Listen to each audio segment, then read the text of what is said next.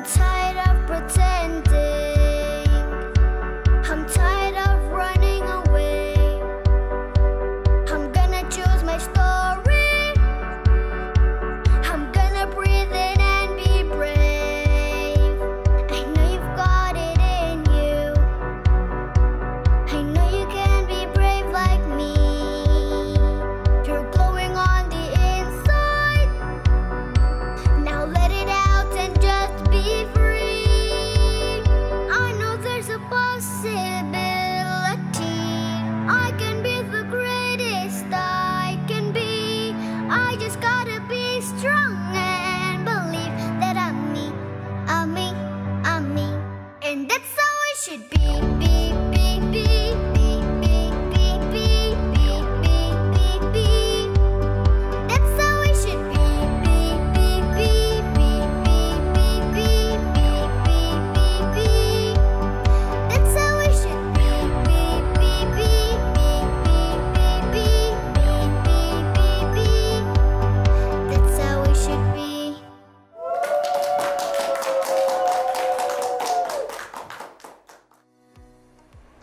Wow, it was Zara Apsara with possibilities.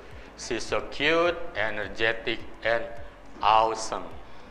Di era pandemi seperti ini, ternyata ada anak-anak yang masih kreatif dan bisa memproduksi atau menghasilkan sebuah kreativitas yang luar biasa. Itu adalah hal yang sungguh-sungguh sekali lagi luar biasa. Meg Thiessen, salam sehat selalu. Kembali bertemu dengan saya, Dr. Oka Negara, di acara Oke Dok. Sebuah acara yang membahas tentang topik-topik kesehatan dan kedokteran yang menarik dengan narasumber yang selalunya energik, passionate, dan inspiratif.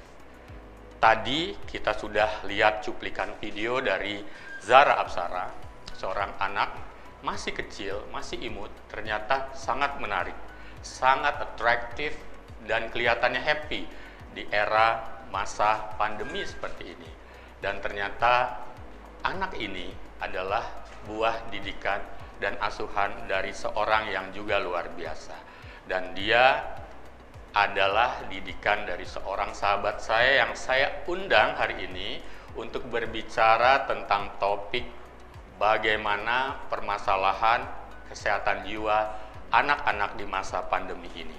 Hanya di Oke Dok, di Meg TV, Magnificently Inspiring.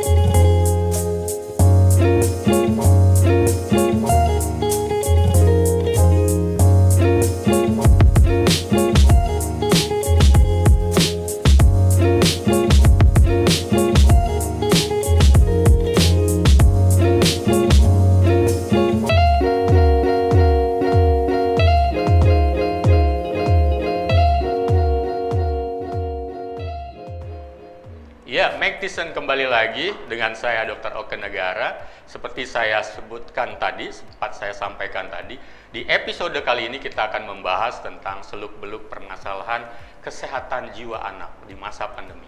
Pastinya menarik. Dan saya sudah tidak sendirian, tapi sudah kedatangan tamu yang spesial. Beliau adalah sahabat saya, Dr. AC Primatanti. Iya. Saya memanggilnya adalah Dr. AC. Beliau sudah jadi sahabat saya sejak masih kecil, sampai dengan sekolah, SMP, SMA, bareng, kuliah bareng, bahkan sekarang juga walaupun di masa pandemi masih sering kita chit-chat bareng bersama teman-teman ya. Oke, iya. Dr. AC, bagaimana kabarnya hari ini? Baik, Dokter Oke. Ya. Sekarang lagi sibuk apa? Sibuk sebagai mama, Mama. sebagai istri, sebagai dokter yang praktek. Oke. dosen, lagi mahasiswa. studi. Iya, sebagai mahasiswa. Dokter Asih ini lagi komplit-komplitnya. Iya. Beliau pejabat di salah satu universitas yang juga ada fakultas kedokterannya di Universitas Mahadewa, juga sedang studi. Mudah-mudahan studinya lancar walaupun Semoga. pandemi ya. Tapi yang paling menarik sebenarnya adalah saya mengundang Dokter Asih dalam konteks adalah beliau seorang ahli atau spesialis kesehatan jiwa atau seorang psikiater yang di tengah kesibukannya ternyata juga cukup produktif dan kreatif. Salah satunya tadi kita lihat bahwa ada itu Zara Apsara yang menyanyi lagu Possibilities dengan sangat ceria. Jenaka, ceria, asik, pokoknya asik banget ketika melihatnya. Jadi gimana ya, gemes-gemes gimana itu. Iya. Dan itu adalah buah hati dari Dokter Asih. Jadi Dokter Asih tidak hanya praktek klinis, tidak hanya berteori, tapi juga mempraktekkannya di keluarganya. Jadi tepat sekali jika topik ini kita akan membahas tentang permasalahan kesehatan jiwa anak di masa pandemi. Oke, Dokter Asih, langsung aja ya. Oke, Dokter Asih. Kita akan bertanya, kita tahu bahwa pandemi udah sekian lama ya. Iya.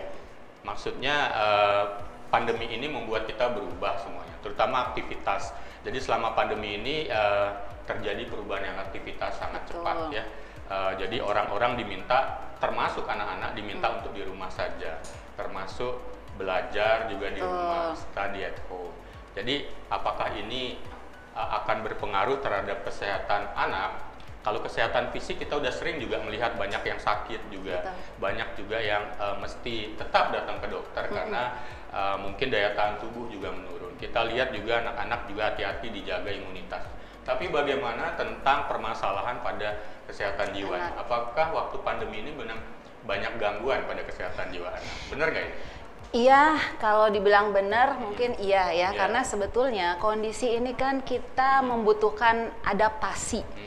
Jadi Adaptasi, betul, kondisi yang berubah, semua orang pasti membutuhkan suatu penyesuaian atau disebut adaptasi begitu ya. Nah, adaptasi pada orang dewasa saja kadang-kadang butuh waktu. Ada yang tidak bisa dengan mulus mendapatkan satu adaptasi ya, penyesuaian, ada yang begitu mudah. Nah, dan begitu anak kecil ternyata iya, tidak segampang orang dewasa. Betul, anak kecil pun seperti itu. Ada yang sangat easy adapted, ada yang sedikit susah gitu ya. Bervariasi. Nah, sekarang kendalanya di sana. Kita sebagai orang tua harus bisa memahami anak saya termasuk yang mana. Apakah anak saya tipe yang mudah beradaptasi akan satu perubahan? Jadi misalnya kalau diajak ketemu siapa dia gampang berbaur gitu ya. Atau anak kita termasuk ada anak yang agak susah adaptasi. Susah, ya. Iya, sembunyi, kenali menarik betul. diri, orang bilang little bit apatis Ya, gitu ya. betul. Artinya itu bisa dikatakan melihat tanda dan gejala ya. Betul. Kalau misalnya si anak itu ini gampang terbuka kepada orang lain, tidak menarik diri begitu ketatnya, itu bisa diduga lebih mudah beradaptasi. Iya, begitu juga kalau dia lebih ekspresif. Dia bisa mengatakan, "Mah, aku kok kayaknya bosan." Itu akan lebih mudah kita menangkap sinyal yang diberikan oleh anak kita. Tapi kalau kita tidak, tahu ya. kalau dia cuma diem, terus tiba-tiba kok terjadi perubahan sikap, perubahan emosi dari anak kita, nah baru kita ngeh. Karena anak kita nggak spontan, tidak ekspresif menyampaikan. Itu adalah sesungguhnya spektrum dari karakter si anak. Betul. Artinya nggak ngelihat pandemi pun itu sebenarnya terjadi. Iya, Apalagi sekarang penyesuaian yang harus terjadi saat pandemi. Betul, ya. betul. Akan muncul masalah jika si anak ternyata tipe yang masuk susah untuk beradaptasi. Berarti itu ya gejalanya. Kalau kita bilang bahwa masalah kesehatan mental atau jiwa pada anak itu gejalanya yang tadi itu ya, atau bisa dijelasin ulang nggak? Iya. Gejalanya apa aja yang bisa mungkin dikenali oleh masyarakat, termasuk orang tua di rumah nih, orang tua para medicine. Ya, jadi yang pertama tadi kan kita mengenali dulu. Nah, khususnya untuk anak-anak kita yang tidak terlalu ekspresif atau yang adaptasinya agak sulit, kita bisa melihat perubahan-perubahan yang terjadi pada anak. Biasanya yang paling sering terjadi adalah perubahan emosi. Jadi terjadi suatu gangguan emosional pada anak. Jadi emosional tidak selalu anak itu jadi marah gitu, tidak selalu, atau cranky disebut ya, sedikit-sedikit ngambek atau apa. Tapi bisa jadi dia jadi cenderung pendiam, jadi lebih asik dengan kondisi-kondisi yang terkait dengan kondisi emosinya gitu. Kita melihat anak saya berubah. Nah, itu yang paling sering. Ada lagi yang lain-lain itu masih nanti kita ceritakan lagi gitu. Tapi yang jelas artinya memang begitu ada perubahan ya, bisa jadi orang tua harus mulai berpikir ya, kok dia tambah menarik diri, tambah diam. Atau yang justru malah lebih emosional, lebih more agresif gitu ya. Oke, jadi orang tua atau para magician yang mungkin bercita-cita segera menjadi orang tua perlu dikenali juga nanti kalau punya anak ketika dia emosinya berubah atau personalitinya kelihatannya, personality ya disebut ya, atau apa ya, gejala-gejala emosi tadi berubah, jangan-jangan itu sebenarnya ada tanda dari kesehatan mentalnya tidak sedang baik-baik saja. Mungkin berhubungan dengan banyak hal, dan selama pandemi ini orang tua juga mungkin bisa mengenali ini. Karena apa? Sekarang kita tahu sampai dengan saat ini pembatasan sosial itu kan masih ada. Justru ya Dokter Asih ya, justru pembatasan ini sudah tidak lagi hitungannya adalah hari 1 bulan 2 bulan. Ini sudah lama sekali. Dan kita tahu anak kecil, anak-anak itu paling nggak suka dengan yang namanya rasa bosan. Ya, jadi apalagi dia harus dibatasi bertemu dengan teman-temannya, dibatasi untuk bermain ke sana sini, dan bahkan bisa jadi ini pembatasannya tidak cuma sekedar bosan, tetapi juga membuat kecemasan. Betul. Dan apa yang Dokter Asih temukan selama ini pada si anak, benarkah banyak yang bosan dan mungkin cemas? Cemas. Kalau anak kita sudah mulai sering bertanya, "Mah, ini sampai kapan? Mah, aku kira-kira kalau ini kena COVID nggak? Mah, kalau kita sering cuci tangan kita aman nggak?" Kita sering betul ditanya. Anak itu tidak bisa mengatakan, "Mah, aku cemas." Jarang saya, kecuali anak yang lebih besar, ya. Tapi awal-awal nggak kenal kan? Betul. Tapi lama-lama kita masih sensitif melihat, kok anak saya jadi lebih cenderung sering bertanya dan bertanya, seperti ada hal-hal yang dia khawatirkan, tapi iya, artinya padahal bertanya itu bagus. Tapi kok pertanyaannya arahnya ke arah yang mengkhawatirkan dirinya gitu betul. Ya. Itu sebenarnya tanda cemas ya. Termasuk juga dia menanyakan orang tuanya, "Mama tadi kemana? Ya, Mama pergi berapa lama? Lalu tadi Mama ketemu siapa aja? Mama sudah cuci tangan?" Jadi dia berlebihan seperti itu. Itu khawatir dia si anak begitu. Jadi sebenarnya si anak itu khawatir tidak cuma pada dirinya. Iya, betul, mengkhawatirkan pada orang-orang juga. yang disayanginya juga ya. Dan itu tanda bahwa dia cemas sebenarnya. Cemas sebetulnya dia. Jadi banyak bertanya itu bagus, tapi kita kalau misalnya memang dari dulu anak kita kritis menanyakan sesuatu, mungkin tidak terlalu berasa ya. Tapi banyak case belakangan ini memang anak jadi cenderung aktif bertanya, tapi lebih ke arah yang menunjukkan rasa ingin tahu karena untuk mengobati kecemasannya, begitu. Kalau misalnya itu terjadi, what should the parents do? Apa yang harus dilakukan orang tua? Orang tua, kalau anak menanyakan sesuatu, gitu, dia biasanya mendengar berita dari mana? Dia tahu sesuatu dari mana? Biasanya dari orang tua. Orang tua kita harus bisa introspeksi. Saya ada memberikan berita tentang apa ya? Atau kita menonton berita apa ya bersama anak? Apakah penjelasan atau cerita yang saya berikan kepada anak itu memancing rasa cemasnya sehingga dia jadi overthinking gitu anak. Jadi betul-betul kita berhati-hati untuk menyampaikan tentang bahaya pandemi, kemudian bahaya kondisi-kondisi tertentu. Penyampaiannya sesuaikan dengan usia anak kita. Gitu. Artinya ketika si anak bertanya tadi, orang tua jangan panik juga ya. Betul. Begitu dilihat bahwa itu adalah gejala, jangan-jangan si anak ini anxiety atau cemas, justru jangan seperti itu. Justru ketika si anak banyak bertanya dan bertanya, justru itu adalah peluang bagus bahwa orang tua sudah mulai mendeteksi jangan-jangan ini anak memang sedang ada masalah kecemasan dan kemudian segera mulai mengatasinya, mencari tahu juga untuk bagaimana sebaiknya menangani anak ini. Tapi yang tadi misalnya begini ya Dokter Asih ya, sekian lama di rumah saja.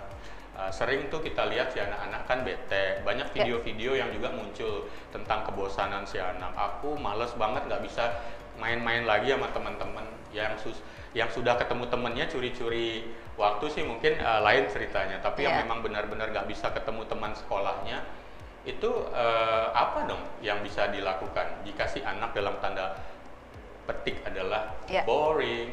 Boring, itu yang setiap hari saya dengar juga. Boring. Ya, ini challenge banget ya buat orang tua. Tantangan betul bagaimana kita bisa membuat suatu kondisi nyaman bukan hanya untuk kita, tapi juga bersama-sama dengan anak gitu. Kadang-kadang kita berpikir kan sudah ada mama, sudah ada papa, kita sudah nemenin, oke dong. Kita lupa bahwa anak itu khususnya mereka yang sudah memasuki bangku sekolah, itu sudah belajar yang namanya bersosialisasi. Nah, kalau anak yang belum pernah merasakan itu mungkin tidak akan terlalu berdampak karena dia selalu ditemani oleh orang tuanya. Tapi untuk anak-anak yang sudah pernah merasakan itu, kemudian ada pembatasan, tidak bertemu sama sekali, akan berdampak pada anak. Nah, di situ kita mulai punya teman, Iya. baru kenal teman. Betul, sudah sedang 2019 menikmati. akhir lagi asik-asiknya bermain. Iya. Tiba-tiba dipaksa, karena mereka Dipaksa. kan nggak ngerti, tapi harus ikut. Orang Iya. tuanya meminta tetap di rumah. Bisa kebayang nggak itu? Segera diputus relasinya itu ya. Iya. Sesuatu yang dia nikmati, dia senangi sebenarnya. Ya, jadi ya sekarang untungnya kalau program sekolah jadi school from home itu masih ada sesi bertemu dengan anak ya, artinya lewat media-media di mana video bisa menampakkan juga teman-temannya, itu cukup membantu. Tapi tentu ada juga hal yang belum lengkap untuk kondisi itu. Iya. Nah, di situ kita mesti membuat suatu cara di mana anak-anak bisa mendapatkan kondisi bertemu dengan teman-temannya tapi dalam kondisi yang aman. Lebih aman. Kita itu maksudnya siapa? Orang tua? Orang tua dan guru, anak. Ya? Iya, dan guru. Iya, betul. Kita orang tua dan guru ya, supaya anak ini kelihatannya bisa lebih pertemuan itu lebih benar-benar touching. Betul. Tetapi dibikin dengan aman. Ya. Karena ada yang menarik ini, Dokter Asih. Saya punya keponakan ya, baru masuk SMP kelas 1. Jadi selama pandemi ini justru baru masuk ini. Bukan lagi teman-teman yang lama, teman-teman yang baru. Jadi begitu ketemu teman yang baru, absensi semuanya online. Ya, semuanya berinteraksi online, di media sosial online. Tapi begitu gurunya membuat sebuah pertemuan, jadi dibatasi kelompok-kelompok, di situ pada lagi jauh-jauhan gitu. Yang tadinya udah akrab di media internet begitu, mungkin pakai Zoom dan sejenisnya, Google Meet dan macam-macam, ternyata lagi memulai lagi bentuk relasi pertemuan yang baru, tidak cuma di online. Tapi itu adalah fungsinya guru di situ ya, mengakrabkan mereka. Yang menarik sebenarnya adalah tidak cuma masalah kebosanan tadi, tidak cuma masalah interaksi yang terbatas dengan teman-temannya, tidak cuma perubahan, banyak hal yang berkaitan dengan sesuatu yang tidak lagi kesenangan bisa didapatkan. Tapi yang menarik kemudian adalah staying at home and study from home. Jadi UNICEF sempat menyebutkan bahwa walaupun studi from home ini bisa dilakukan dengan alat bantu misalnya menggunakan internet, tetapi sekitar di dunia, bahkan di Indonesia itu sekitar 30-an persen, 30 sekian persen yang tidak punya aplikasi atau tidak punya tools dan alat-alatnya. Dan ternyata ini membuat juga masalah yang baru.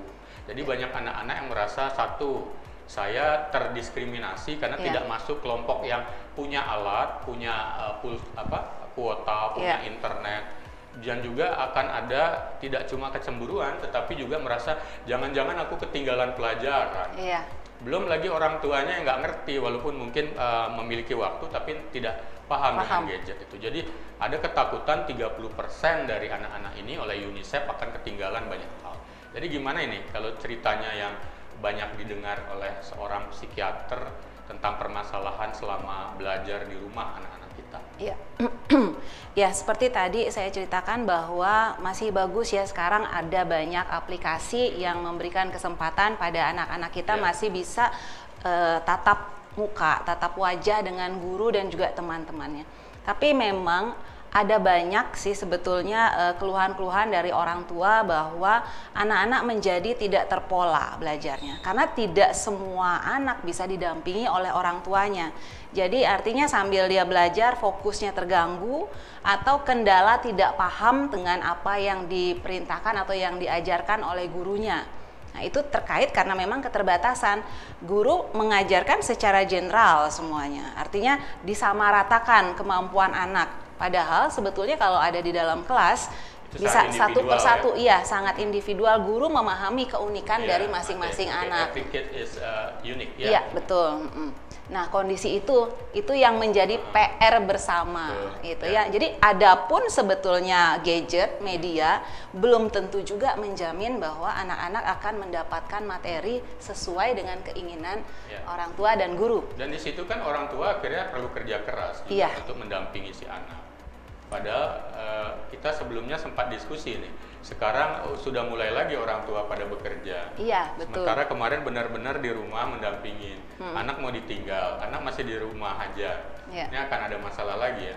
Tapi memang itu coba nanti bisa dibahas itu ya. Tapi saya ingin melihat juga sisi lain. Apakah keberadaan orang tua di rumah juga sangat membantu anak, kadang-kadang nggak juga ketika orang tuanya nggak siap.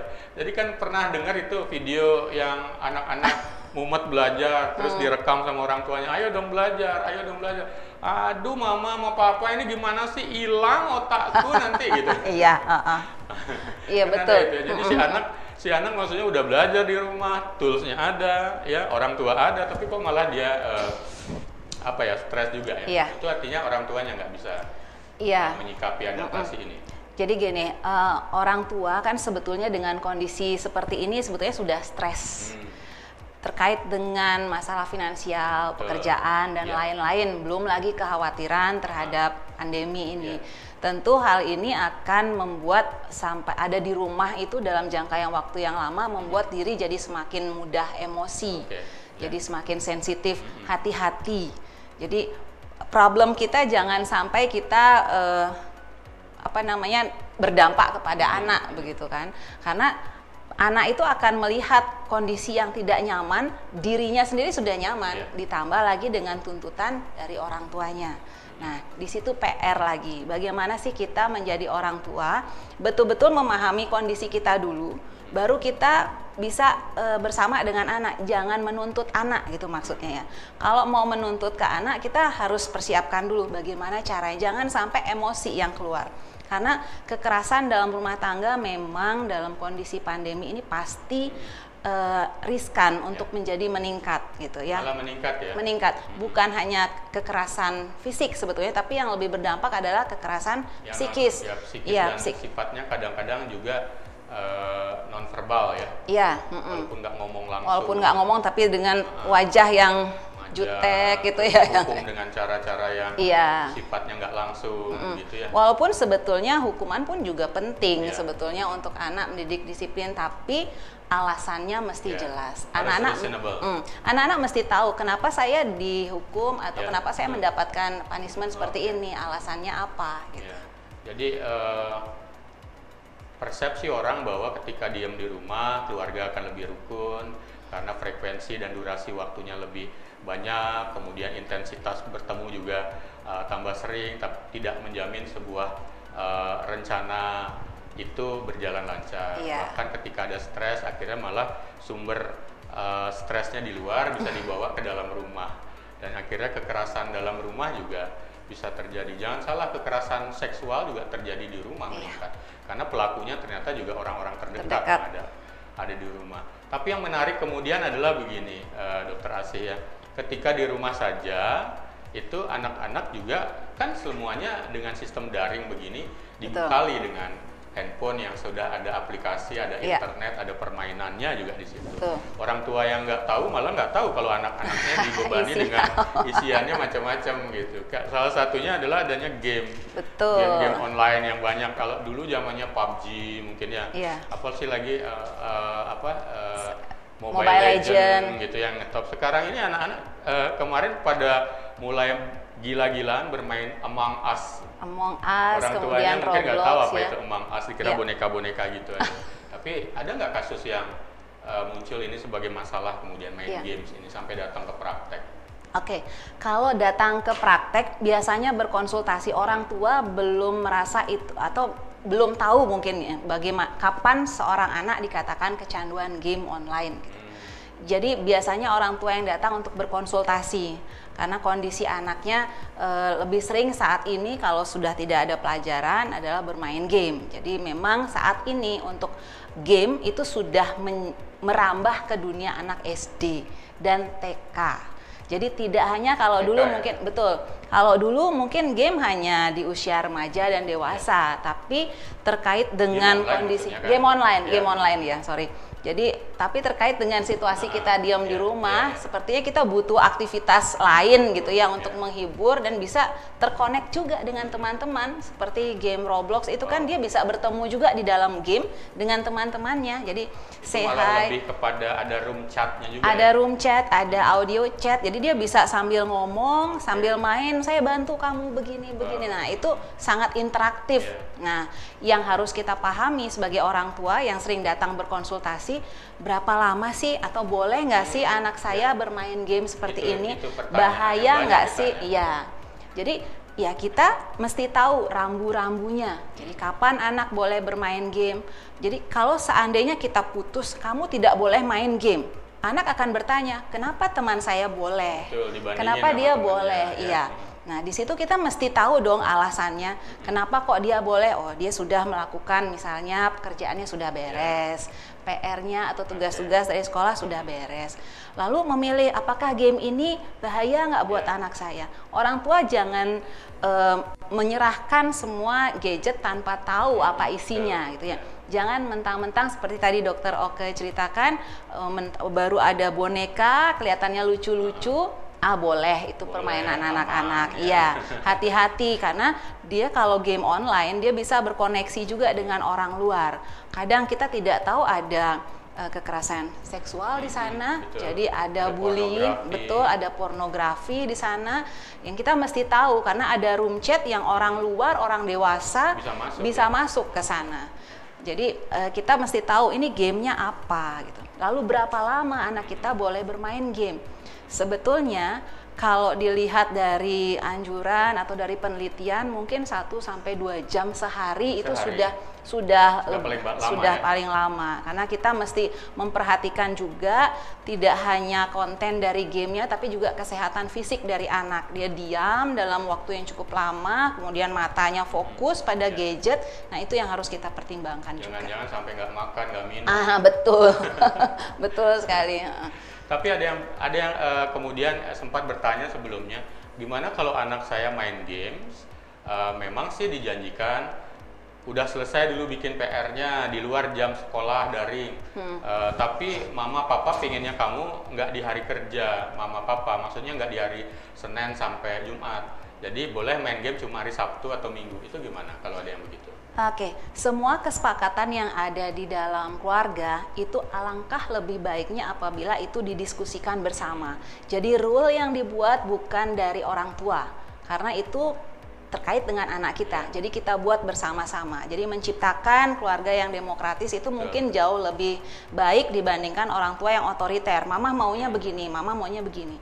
Jadi kita bisa discuss di sana apa keuntungan kerugiannya apabila dia bermain game di hari ini. Kemudian artinya bertimbang-timbang di sana. Kita buat bargaining sama orang. Itu sebenarnya kita paling tidak sudah memberikan ajaran soft skill yang namanya negosiasi ya. Bagaimana ketika orang tua dan anak sudah mulai bisa bernegosiasi dan kemudian yang dinegosiasikan itu menghasilkan hasil positif.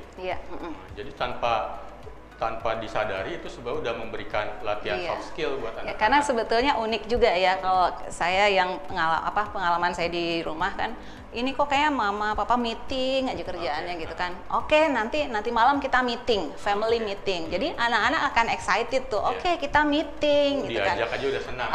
Diajak aja. So jadi kadang diakui dia. Jadi meeting kita mau apa nih? Nanti meeting menu kita apa akan membuat semakin bersemangat gitu. Kita buat meeting misalnya yang resmi tiap minggu gitu. Lucu sih, tapi ternyata di sana bisa kita masukkan 1-2 hal yang bisa kita tanamkan sama anak kita. Ya, wow, keren sekali loh.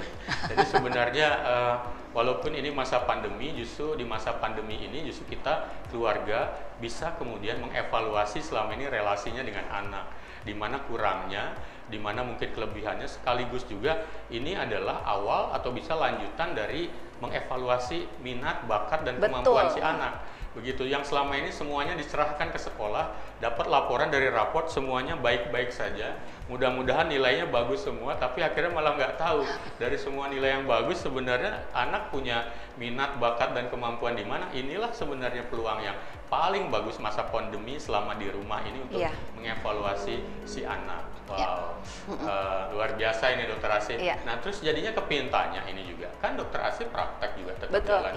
Kasus yang saat ini untuk masalah anak yang datang ke praktek apa? Yang dikonsultasikan oleh orang tuanya? Ya jelas bukan anak-anaknya yang datang, atau ada ya anak-anak yang datang sendiri? Tapi memang yang dominan datang itu orang tua. Orang tua kan? Orang tua. Tapi kalau dilihat range antara anak dan remaja, kalau untuk remaja, saya izin bicara tentang remaja sedikit. Ya, nggak apa-apa. Kalau remaja, dia justru sekarang remaja-remaja kita yang ada di Denpasar ya khususnya, itu sudah melek sama yang namanya mental issues.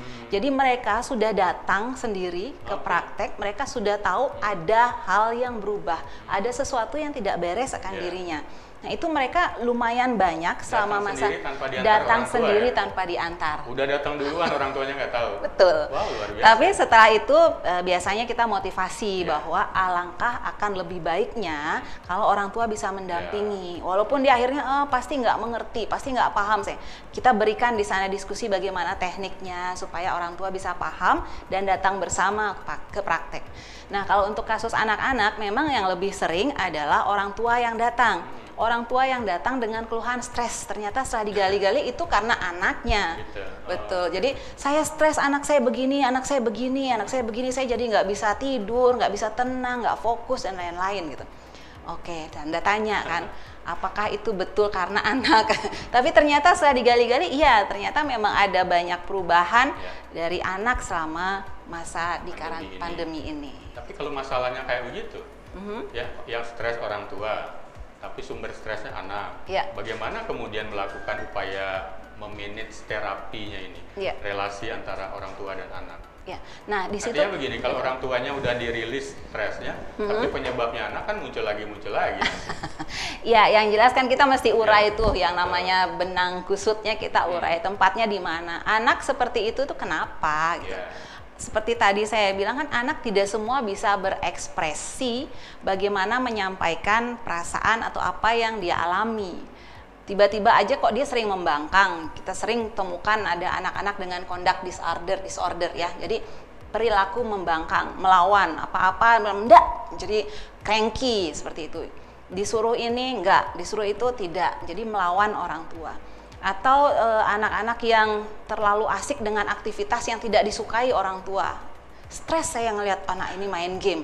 Nah, terus kita tanya, kalau ibu stres ngelihat anak ibu main game, terus ibu maunya gimana? Ya kerjain apa kek. Gampang orang tua merintah. Kenapa kita tidak bersama-sama mengevaluasi, mengerjakan sesuatu yang menarik bersama keluarga? Memang tidak 24 jam bisa melakukan itu, karena kan tuntutan kalau saya terus nemenin dia kan saya nggak bisa kerja, kan saya nggak bisa ini. Nah itu dia, coba kita lakukan meeting bersama keluarga. Gimana nih solusinya bersama? Mama mengalami kondisi jam sekian mama harus bekerja, jam sekian ini family time kita bersama dengan keluarga, dan yang lainnya tentu bisa diatur, bisa dikondisikan sebetulnya sehingga orang tua betul-betul bisa memahami ini beneran karena anak atau memang karena orang tua belum bisa merangkul apa yang dibutuhkan oleh anak. Gitu. Ya, akhirnya kata kuncinya adalah bagaimana di masa pandemi ini ketika anak kelihatannya bosan, ketika anak kelihatannya sudah mulai cemas, dan itu adalah gejala-gejala yang bisa dimungkinkan sebagai adanya permasalahan kesehatan jiwa atau mental si anak. Justru di sini bagaimana orang tua bisa mengenalinya dan kemudian beradaptasi. Beradaptasi itu termasuk kepada si anak, atau mungkin perubahan pada anak ini mungkin bisa dilakukan dicari solusinya supaya nggak bosan bagaimana, supaya cemasnya bisa healing atau hilang bagaimana. Ya, termasuk juga memanfaatkan peluang jika membutuhkan seorang ahli atau expertnya di bidang kesehatan jiwa ya. Tapi dalam masa pandemi ini ada yang sampai benar-benar stres sampai perlu dirawat nggak ya? Ada. Banyak ya. Banyak. Apakah meningkat kasusnya? Meningkat kasusnya, iya. Dan itu bisa terjadi pada anak atau anak sebagai penyebabnya? Iya, kalau anak yang dirawat saya belum dapat kasus, tapi kalau remaja yang dirawat ada. Ada. Iya. Ya, dan membutuhkan obat sampai iya, juga, betul, ya? betul. Orang tua?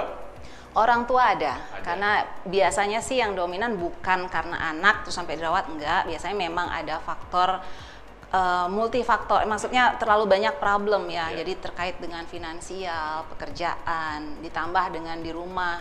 Tapi satu Dokter Oke, kita sebetulnya harus lebih waspada dengan kondisi sekarang sudah memulai kebiasaan baru di mana orang tua sudah mulai aktif bekerja sementara anak kita sementara anak-anak masih di rumah. Jadi betul-betul kita harus mengatur waktu dengan baik. Apa nih besok anak kita mau ngapain, itu kita planning malam harinya mungkin. Jadi setiap hari jadinya membuat planning untuk besok seperti apa, besoknya seperti apa, karena orang tua sudah mulai sibuk. Kalau dulu kan di rumah, jadi masih bisa dalam pengawasan. Dan juga kadang-kadang susahnya adalah ketika dulu mungkin orang tua bekerja, anak bisa dititip ke bagian. Sekarang mau dititip kemana ya? Beresiko juga kalau dititip suasana masih begini kan. Atau jangan-jangan salah satu dari orang tua bisa jadi nggak bekerja sementara, itu bisa jadi solusi? Kondisi salah satu pasangan tidak bekerja. Iya, akhirnya memilih biar ada yang perhatiin anak, kamu deh tetap kerja, papa yang kerja, mama ya udah deh ngalah dulu deh. Tapi tiap kondisi keluarga itu kan berbeda ya. Ada keluarga yang memang betul-betul kebutuhan finansialnya tidak bisa ditunda. Kalau tidak dua-duanya bekerja nggak makan gitu kan. Apalagi nih banyak reschedule kredit yang sudah mulai harus dibayar bulan-bulan ini, kembali ke situasi biasa. Jadi jangan sampai berpikir mengunderestimate anak gitu ya. Jadi kondisi apa yang terjadi pada anak dia harus dilibatkan. Tentang rencana besok hari mau ngapain itu libatkan. Jadi bersama-sama. Jangan dia diberikan perintah. Besok mama kerja ya seharian ya. Papa juga kerja. Jadi kamu kerjain tuh semua PR. Habis itu ini, habis itu ini, habis itu. Tanpa ada persetujuan. Kita bisa membuat satu perintah dengan gaya yang lebih nyaman sehingga seolah-olah itu datangnya justru dari anak. Kira-kira apa ya yang bisa dia lakukan buat bantuin mama besok misalnya seperti itu. Jadi membuat kalimat yang lebih lebih bisa diterima, mungkin jauh lebih menyenangkan untuk anak melakukannya. Udah nggak zamannya lagi nyuruh merintah tanpa sebuah kesepakatan ya. Betul. Karena yang paling penting saat ini bukan lagi katanya pendidikan pedagogi, tetapi andragogi, menganggap bahwa anak sudah memiliki kemampuan untuk bernegosiasi, menerima edukasi dengan lebih baik dibandingkan zaman-zaman dulu. Kan begitu ya, Dokter Asih ya. Nah, jadi menarik kemudian Meg Thiessen, tetapi kita harus lihat juga sebenarnya dari tadi kita membicarakan tentang fakta, realita. Tapi sesungguhnya permasalahan kesehatan jiwa atau mental pada anak ini, jika pun ada, sesungguhnya kan bisa dicegah. Bisa. Sangat bisa dicegah. Bahkan kalau dilihat dari masa pandemi ini ada sisi baiknya. Ya, misalnya karena intensitas dari keluarga dan anak semakin sering, kemudian juga kebersamaan di keluarga itu meningkat, sesungguhnya kan ini bisa dibikin menjadi sebuah kreativitas bersama di keluarga. Bahkan bisa jadi anak menjadi lebih diperhatikan, kreativitasnya didukung, bahkan menjadi lebih berkembang. Nah, gimana Dokter Asih melihat statement ini? Itu betul sekali, karena kan kita memiliki waktu yang jauh lebih banyak bersama keluarga dibandingkan sebelumnya. Jadi kita bisa menggali potensi anak, hal-hal yang kecil aja deh, hal-hal yang simple, apa yang bisa dia kerjakan kita appreciate dari orang tua itu bisa menjadi satu pintu masuk anak untuk bisa mengembangkan itu. Jadi kita lihat kesehariannya, misalnya, oh anak ini kok seneng ya main di YouTube ya, megang gadget. Kira-kira apa yang dia lihat di gadget ya? Dia ternyata nonton YouTube. Kita boleh tuh sekali-sekali ngintip apa sih yang dia tonton. oh ternyata dia lebih sering nonton tentang bagaimana fotografi misalnya, atau dia lebih sering nonton melihat utak-atik motor. Kita bisa masuk dari sana, kamu suka ya gitu. Nah, kita bisa diskusikan hal itu. Itu mungkin untuk anak yang remaja dan yang lain. Kalau sukanya TikTok? Kalau sukanya TikTok nggak apa-apa. Oh, kamu gak suka nggak? Ya? Nggak apa-apa. Kita bisa mencari sesuatu hal yang menurut orang ternyata nggak ada gunanya, tapi menjadi sesuatu yang bermanfaat, gitu ya. Jadi bisa jadi dia nantinya menjadi koreografer kan, dari hal-hal yang kecil begitu. Itu ternyata kan diedit juga videonya, jangan-jangan jadi videografer. Betul. Jadi sebetulnya ada banyak hal. Jangan lupa mengekspresikan apresiasi kita untuk anak apapun yang dia kerjakan. Jangan sampai dia, mah aku bikinin, gitu papa juga bisa. Nah itu yang sering ya. Apa sih gitu doang? Kalau si ini malah lebih hebat tuh, teman kamu bisa ikut lomba ini. Jangan patahkan semangat ya. Jadi kita bisa menggali potensi anak atau hal-hal apapun yang positif selama sebetulnya saat kita sedang bersama. Artinya selama masa pandemi kita memiliki kualitas waktu bersama dengan keluarga jauh lebih banyak dibandingkan sebelumnya. Artinya si anak juga didukung ya. Didukung. Apalagi ketika orang tua sudah melihat jelas di situ kok sepertinya ada ketarikan tertentu, jangan dipatahkan. Jangan dieliminasi minatnya, justru di situ diberikan kekuatan, dukungan, bahkan bisa jadi boleh ya kasih pujian. Memang iya. Boleh bentuk dukungan juga memberikan sesuatu yang dia sukai ya. Asal punya duit sih. Yang saya lihat kan sebetulnya kayak kemarin tuh, apa sih dok, dia cuma ngeliatin yang make up kayak gitu. Yang penting itu adalah semuanya itu suatu proses belajar. Bisa jadi sekarang dia memang kesannya menghabiskan. Uang. Kalau kita tidak memberikan kesempatan, kita nggak tahu nanti mengembangkan dia seperti apa. Kita patahkan semuanya, sesuai dengan keinginan kita, gagal lah dia, artinya patah. Saya jadi ingat seorang anak yang dikirim karena kemampuan melukisnya luar biasa ke sebuah event di UNICEF. Waktu itu ada kalau nggak salah di Prancis atau di Belgia, itu ternyata dulunya sering dilihat suka nyoret-nyoret rumahnya sampai semua sisi space yang ada di rumah semua digambarin begitu. Syukurnya ketemu dengan orang tua yang paham akhirnya bahwa ternyata itu adalah bakat yang extraordinary yang bisa dikembangkan. Jadi momen pandemi ini juga bisa dimanfaatkan gitu ya.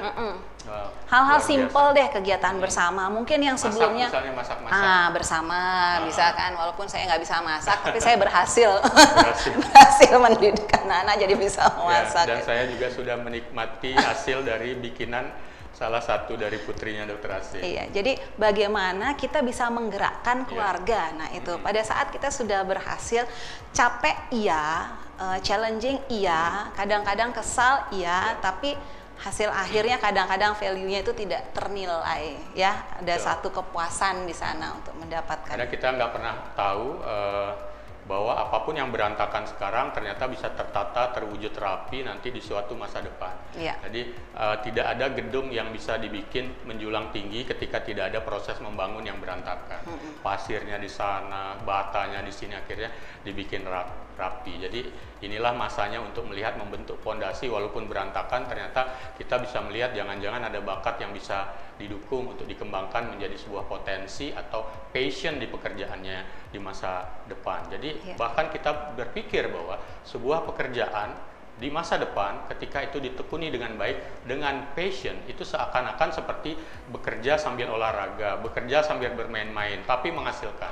Itu akan jauh lebih bermakna. Itu akan lebih memiliki value yang lebih baik lagi buat anak maupun keluarganya, gitu ya, Dr. Asih ya. Wow, Dr. Asih sebenarnya ini menarik sekali loh. Kita sudah banyak hal membahas tentang bagaimana permasalahan kesehatan jiwa, termasuk juga bagaimana melihat gejala-gejala dan mencari solusi termasuk pencegahannya jika ada permasalahan kesehatan jiwa pada anak. Dan jangan lupa bahwa peran keluarga dalam hal ini adalah sangat strategis. It's very important. Jadi bagaimana keluarga bisa melihat gejala yang ada, kemudian melakukan pencegahan, bahkan mendukung supaya tidak terjadi permasalahan kesehatan jiwa atau membentuk kesehatan jiwa yang tetap selalu sehat pada anak-anaknya. Nah, jadi begini Dr. Asih, terakhir akhirnya adalah bagaimana sih atau apa yang mesti dilakukan oleh keluarga sebenarnya untuk mendukung kesehatan jiwa anak? Apa yang harus dilakukan oleh keluarga? Sebetulnya saya merangkum saja dari tadi apa yang sudah saya berikan. Jadi keluarga mesti memahami tipikal dari anak. Kenali anak kita, kenali keunikan anak kita, sehingga kita bisa memberikan dukungan yang baik ya. Perubahan-perubahan yang terjadi apa itu juga dikenali. Lalu berikan kesempatan untuk anak mengekspresikan apa yang ada dalam dirinya. Ekspresi tidak hanya berupa kemampuan melakukan sesuatu, tidak. Ekspresi juga termasuk mengekspresikan emosinya, pendapatnya. Jadi berikan wadah untuk itu kepada anak-anak sehingga kita betul-betul paham holistik secara keseluruhan dari anak kita. Mungkin itu untuk pencegahan. Luar biasa ya, berarti bagaimana make decision bahwa yang paling penting adalah kemudian satu, saya ingatkan lagi, mungkin nanti kita ulang lagi di sesi akhir, di last message ya, Dr. Asih bisa koreksi saya. Intinya sebenarnya adalah satu, bagaimana orang tua jika ingin mendukung adalah pertama mengenali si anak dulu secara utuh, jangan cuek loh. Jadi ternyata make decision, orang tua gaul adalah orang tua yang memahami, mengerti apa yang terjadi pada anaknya, termasuk karakter si anak nanti. Kemudian yang kedua adalah mendukung dari apa yang sudah terjadi, entah itu perubahan, entah itu ketemu bakat-bakatnya, kemudian beri dukungan supaya nanti bisa berkembang menjadi dari anak, menjadi remaja, dan bahkan menjadi orang dewasa yang sukses tanpa pernah mengalami permasalahan kesehatan jiwa yang serius atau keadaan kesehatan jiwanya tetap sehat-sehat saja. Ya, make decision. Dari tadi kita sudah berbicara, berdiskusi hal-hal menarik seputar permasalahan kesehatan jiwa atau kesehatan mental pada anak-anak, terutama di masa pandemi ini. Saya sangat senang bintang tamu saya Dr. Asih bisa bersama saya di sini membahas kasus tadi atau kasus-kasus pada anak dengan sangat menarik dan juga banyak manfaatnya. Jadi sesungguhnya saya berterima kasih loh Dr. Asih sudah mau datang ke episode ini yang membahas tentang permasalahan kesehatan jiwa pada anak. Tapi jangan pulang dulu. Sebelum pulang sebenarnya tamu-tamu saya harus ikut memberi banyak inspirasi lagi, dan saya mau bertanya tentang hal-hal lain. Jadi begini, bagaimana dengan aktivitasnya Dr. Asih deh? Selama ini, selama pandemi ini kita udah masuk ke 8 bulan ya. Betul. 9 bulan. Hampir ke 9 bulan ya kalau di Indonesia ya. Aktivitas. Ya, aktivitasnya merasa terganggu nggak? Apa tetap bisa lancar? Tapi saya lihat kok asik-asik aja di rumah ya. Iya, kalau terganggu di awal, bukan terganggu mungkin ya, berusaha banget untuk bisa cepat beradaptasi gitu, membuat balancing antara saya, kemudian tempat bekerja, kampus, kemudian juga keluarga gitu rumah, kan. Karena di tempat-tempat itu ada tantangannya juga ya. Pasti. Jadi ya aktivitas masih berjalan seperti biasa, mostly kebanyakan sih masih di rumah saja dilakukan, kecuali pada saat praktek sudah bisa datang ke tempat. Kalau yang lain kan kalau memberi kuliah, lalu saya sebagai mahasiswa juga masih di rumah semuanya dikerjakan. Di rumah, ya. Jadi kesempatan banyak buat anak-anak masih butuh memutar otak untuk merencanakan punya anak yang mahasiswi kedokteran. Itu challenge-nya berbeda ya. Jadi saya punya range yang dari sudah kuliah sampai yang masih SD. Dulu bahkan beliau ini punya buah hati yang banyak ya. Kita nyebutnya sebagai main berayut. Karena kata-katanya ini teman-teman selalu bilang ini beranak melulu kerjaannya ya. Jadi punya buah hati yang sudah mahasiswi, ada yang malah masih kecil. Ada yang masih kecil, yang kita lihat bungsu. Tadi bernyanyi di awal tadi. Dan itu challenge-nya luar biasa. Iya. Tapi selalu sedia waktu buat anak-anak. Harus siap. Jadi memang ya setiap orang kan mempunyai pilihan ya apa yang menjadi prioritas dalam hidupnya. Apakah memang ada yang prioritasnya karir, atau ada yang memang prioritasnya di keluarga, atau apalah nanti ya. Jadi itu betul-betul pilihan. Jadi buat saya memang bagaimana menyeimbangkan itu, walaupun seringkali memang condong ke keluarga gitu ya kadang-kadang. Kelihatan. Jadi kadang-kadang memang kita mengorbankan diri. Yang penting anak-anak bisa berkreasi, anak-anak bisa mendapat kesempatan. Tapi berpulang lagi, itu setiap keluarga kan unik. Apa yang memang sedang menjadi kebutuhan, yang menjadi prioritas itu hanya keluarga, masing-masing keluarga yang tahu. Gitu. Tapi pasien-pasiennya, saya jadi ingin bertanya nih, kalau pasien-pasiennya kan yang punya gangguan kejiwaan, mental, memang itu gradasi. Ada yang sudah mulai kondisinya stabil, ada yang masih kadang-kadang kalau konsultasi bisa nangis-nangis lagi, bisa ngamuk-ngamuk lagi. Kalau online itu gimana ya kemarin? Online dulu memang saya hanya melakukannya untuk pasien-pasien yang lama sebetulnya, untuk yang pasien kontrol, ya? yang kontrol, yang lebih stabil ya. Yang lebih stabil. Untuk pasien baru memang sulit ya. Saya biasanya membuatkan appointment khusus untuk bisa bertemu. Jangan di WhatsApp, nanti WhatsApp ya, misalnya di konsultasi lewat WhatsApp ngamuk-ngamuk, pegang-pegang narik-narik rambut di situ. Itu iya, kadang-kadang dia bisa mengekspresikan, saya stres banget dokter ini. Kalau memang ada kondisi khusus ya kita arrange waktu itu pertemuan khusus untuk pasien baru atau pasien-pasien yang memang memiliki risiko untuk dirinya atau untuk orang lain. Itu saya buat setting pertemuan. Tapi untuk yang kontrol biasa itu biasanya melalui telemedicine aja.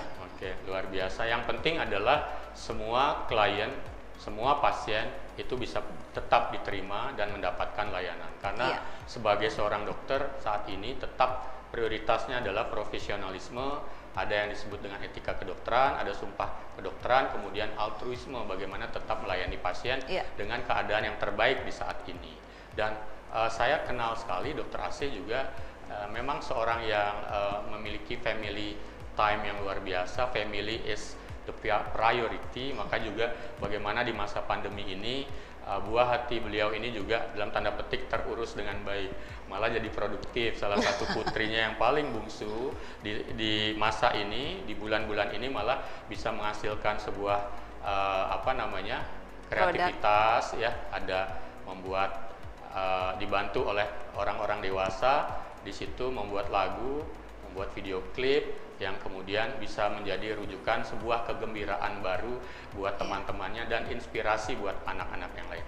Ya, ada Gera saya panggil atau Zara Apsara, she's so cute and awesome. Tapi itu juga melibatkan semua ya Dokter Oke. Jadi tidak hanya, jadi saya tidak mau timpang juga untuk anak-anak. Jadi bagaimana kakak-kakak bisa mensupport. Jadi untuk koreo, kakak sulungnya yang ini kan semua terlibat. Terus membuat yang lain-lainnya menjadi membantu sebagai cast-nya juga kakaknya. Ya, jadi semua terlibat dalam proses itu. Awesome. Excellent. Jadi Dr. Asih di samping sebagai seorang dokter yang punya sisi lain sebagai seorang dokter juga masih memiliki waktu dan kualitas yang luar biasa untuk keluarganya beserta semua komponen atau anggota yang ada di keluarganya. Jadi paling tidak Medicine ketika mengikuti sesi ini Anda semua bisa mengambil sisi inspiratif, positif dari bintang tamu yang hadir ke acara. Oke dok, ini berikutnya Dr. Asih, balik lagi bintang tamu saya belum bisa saya kasih pulang sebelum menjawab 5 words. Apakah itu 5 words-nya? Jadi Dr. Asih, coba dijawab cepat. Bagaimana rasanya di antara dua hal ini menjadi seorang dokter jiwa lagi, dan menjadi seorang mama yang punya anak-anak yang masih aktif di masa pandemi ini? Coba jawab 5, gimana rasanya? Udah paham belum? Paham ya? Okay. Yang paling gampang saya jawab pertama, hektik. Hektik, oke. Nanti kita tanya kenapa hektik. The first is hektik. Challenging. 2, challenging. But exciting. Exciting. Lalu proud ya. Proud. And then satisfied. Satisfied. Ini semuanya bahasa Inggris, kayaknya ketularan Gera. Betul. Ketularan Zara Apsara. Karena putri beliau ini kayaknya jago dan fasih, fluently bahasa Inggris. Kadang-kadang malah nggak bisa di tempatnya memakai bahasa Indonesia ya. Tapi dia bisa. Tapi kadang-kadang berbahasa Bali dia pun ekspresif. bisa. Wow. Proud. I think you are a proud mom, ya. The first is hectic. Ya, yang itu tadi udah ngerti banget. Apa lagi ya? Deh, hektik deh. Kenapa hektik? Hektik banget. Jujur hektik. Hektik ya. Hektik yang mana? Di mana? Di rumah? Semuanya. Mengatur waktu itu. Tapi kesini hektik juga ya. Hektik. Makanya saya mengambil kesempatan. Kan? Habis pagi ya praktek, terus Jadi saya majukan juga jam Oke. praktek sedikit supaya bisa menemani Dokter Oke di Terima sini. kasih, Ya. Dokter Asih. Nah, dalam kesempatan ini hektik ya saya atur semuanya. Ya. Saya minta sama satu anak supaya bisa ada komunikasi juga Ya. di jalan. Jadi ada tekniknya sebetulnya. Hari ini ada putra beliau yang nganterin ke sini, Mactison. Jadi fungsi keluarganya jalan juga ya, menemani mamahnya sambil mengenal aktivitas mamanya. Iya. Terus apa ya? Hektik tadi oke. You have a lot of things to do in one day. Okay. Challenging. Challenging. Iya. Karena hampir setiap hari saya tertantang untuk apa nih besok. Oke. What next? Ya. Terus seperti itu untuk diri saya, untuk Sampai keluarga. punya catatan nggak Punya. untuk mencatatnya Iya. harian? Jadi kalau buku catatannya hilang juga tambah hektik ya. Kan masih ada HP kadang-kadang Oke, untuk hal-hal yang ya. penting saya tulis di sana juga. Oke. Kemudian yang ketiga tadi apa ya? Exciting. Exciting. Karena tertantang jadi menarik gitu aja ya. gitu untuk Dan ini bisa menjadi energi untuk bisa tetap kelihatan fresh. iya. Dan 3 hal tadi, apalagi ada proud, bikin imunitas meningkat ya. Iya, biasanya kok sudah berhasil tuh Ah, proud. wow, proud. Sebetulnya kan ada banyak yang nggak berhasilnya tapi disembunyikan. Yang Kita terakhir tonjolkan. akhirnya itu satisfied. Iya. Oke. Bisa menikmati Iya. kepuasan atas yang nomor 1, atas kehektikan itu bayarannya ada di nomor 5. So, no pain, no gain. Iya, Jadi ketika seseorang sudah bekerja keras dengan berbagai tantangannya, kemudian tantangannya dikerjakan benar-benar, dilalui, selesai, so you got your satisfaction. Jadi terakhir adalah satisfied, puas. Itu karena kerja keras, kerja benar, kerja cermat, bukan dari karena menunggu hasil yang sudah ada. Dan Dokter Asih sudah membuktikannya dengan juga profesi dan keluarganya. Terima kasih Dokter Asih. Sama-sama. Kita sudah mencapai sesi akhir dari sesi Oke Dok kali ini. Kemudian buat para Mactison kita ini, apa take home message atau last message buat Mactison di rumah? Oke, last message. Menjadi orang tua itu menyenangkan. Kalaupun ada sedih, ada dukanya di sana, tapi tetap akan ada sukanya. Jadi kalau kita melakukan sesuatu dengan kondisi di mana hati kita tulus, ikhlas memang untuk kebaikan dan juga untuk perkembangan yang baik dari anak-anak kita, semua akan terlewati. Be optimist. Wow, luar biasa Dokter Asih. Kalau di sini, di gedung ini, di ruang ini banyak yang nonton, pasti semuanya sudah tepuk tangan. Gitu ya. Terima Ya, kasih. saya tertarik sekali bahwa ketika pernyataan terakhir, walaupun kita berbicara tentang anak, tetapi di sini yang menjadi fokus kemudian adalah bagaimana menjadi orang tua yang bisa berkualitas buat anak-anaknya. Menjadi bangga dengan anak-anaknya karena anaknya memang benar-benar sudah bisa diperhatikan, didukung, minat, bakat, dan kemampuannya. So, akhirnya orang tua akan menjadi inspirasi buat anak, termasuk buat orang lain. Mactison, ingat selalu bahwa kita baru berarti bukan sekedar dari nama, gelar, jabatan, maupun apa yang kita miliki, tetapi kita baru berarti dari apa yang sudah sanggup kita berikan buat orang lain. Sampai bertemu kembali di Oke Dok episode berikutnya yang selalu memberikan manfaat buat kita semua hanya di Mac TV Magnificently Inspiring.